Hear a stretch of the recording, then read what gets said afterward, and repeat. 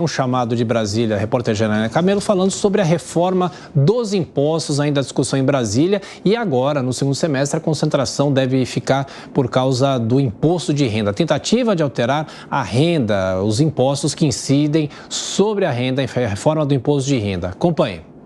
O ministro Fernando Haddad afirmou que a proposta de reforma do imposto de renda, a segunda fase da reforma tributária, será enviada ao Congresso só após a aprovação da reestruturação de tributos sobre o consumo. Anteriormente, Haddad havia afirmado que o governo enviaria a proposta ao Congresso em agosto, junto com o projeto de orçamento do ano que vem. Até então, na ideia do governo, a medida envolvendo o imposto de renda seria editada mesmo com a primeira parte da reforma em andamento no Senado. Com essa mudança nos planos, Fernando Haddad disse que a proposta da reforma sobre o imposto de renda deve ser enviada aos parlamentares já perto do fim do ano. Haddad também afirmou que não está contando com a aprovação da reforma sobre o imposto de renda para garantir que sejam cumpridas as metas estabelecidas pelo arcabouço fiscal, como ele também havia afirmado anteriormente. O ministro disse ainda que não pretende aproveitar a proposta de reforma tributária enviada ao Congresso pelo governo de Jair Bolsonaro, que já foi aprovada pela Câmara dos Deputados e espera análise no Senado Federal. De Brasília, Janaína Camelo.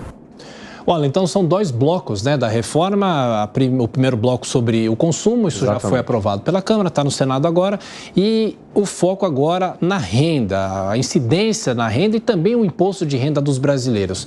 É talvez uma área mais espinhosa ou não? Mais espinhosa, por quê? Porque possivelmente será discutido a tributação sobre dividendos. Vamos lembrar que aqui no Brasil, tributação sobre dividendos, ela não existe, né? Na maior parte dos países, é verdade, ocorre a tributação sobre dividendos, mas também há desonerações fiscais em outras variáveis. Aqui, qual que é o receio, né? Que não ocorram essas desonerações e venha aí o aumento de tributos sobre os dividendos. Então, isso aumentaria a carga tributária. Também pode ser que discutam impostos sobre herança e o fim dos juros sobre o capital próprio, né? Que é um benefício fiscal que muitas empresas, ao invés de distribuírem dividendos, distribuem juros sobre capital próprio para ter um abatimento no imposto de renda que elas pagam lá para o governo. Isso também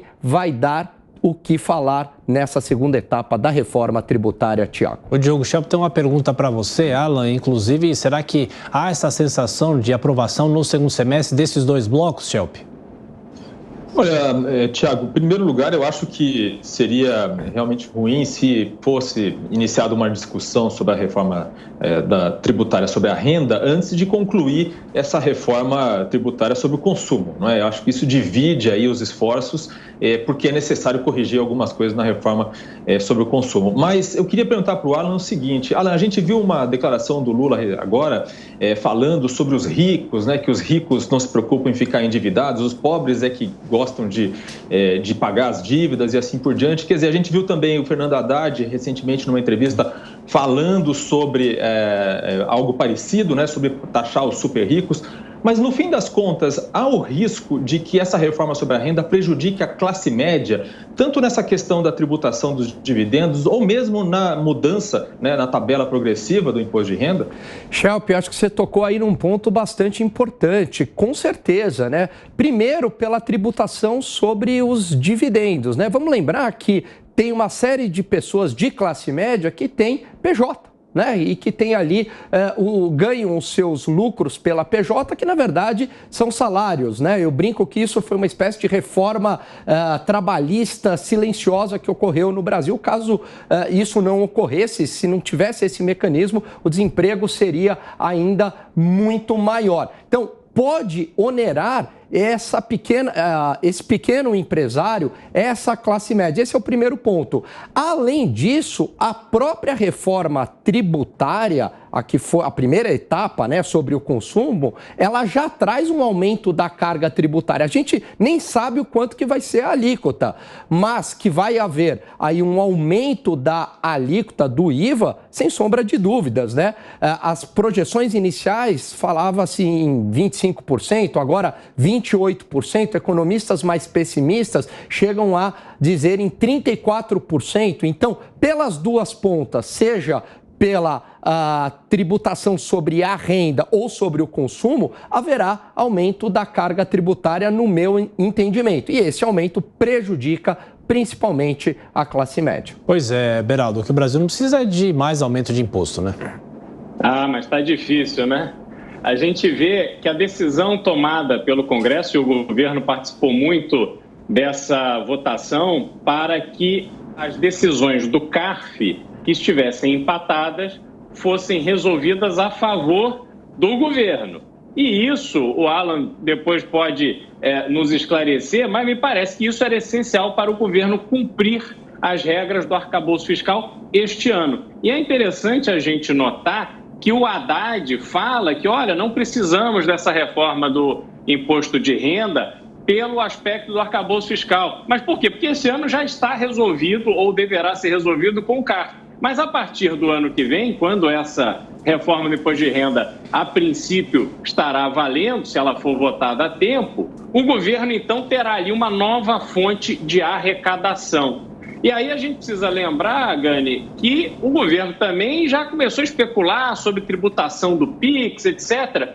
Na sua perspectiva, olhando as contas públicas, essa sanha arrecadatória, essa necessidade do governo de aumentar impostos, criar impostos para poder fechar suas contas, isto continua ou você enxerga já um equilíbrio? Não, continua. Por quê? Porque não tem nenhuma medida, Beraldo, focada no gasto público. Vamos lembrar que a PEC de transição, ela já foi extremamente generosa, permitindo aí gastos, né, fora do teto, que ainda vigora para 2023, e agora com esse voto de qualidade do CARF. Significa que o governo ele pode recuperar 240 bilhões de reais, sem nenhum esforço fiscal, sem nenhum esforço do lado do gasto público. E qual que é o problema? Um aumento da carga tributária pode penalizar a produção, pode desincentivar, né, a produção. E aí, se desincentiva a produção, cai a renda, cai o nível de emprego e pode, inclusive, cair a arrecadação. Então, pode ser até um tiro no pé, né? Tem uma teoria econômica que explica isso, que é a curva de Laffer. A gente já está no limite, né, da carga tributária no Brasil, que é 34%. Um aumento da carga tributária no país poderia levar a uma perda de arrecadação por um desincentivo da atividade econômica. Bom, essa discussão vai ser feita no Congresso nesse segundo semestre. Erlan Gani, até já.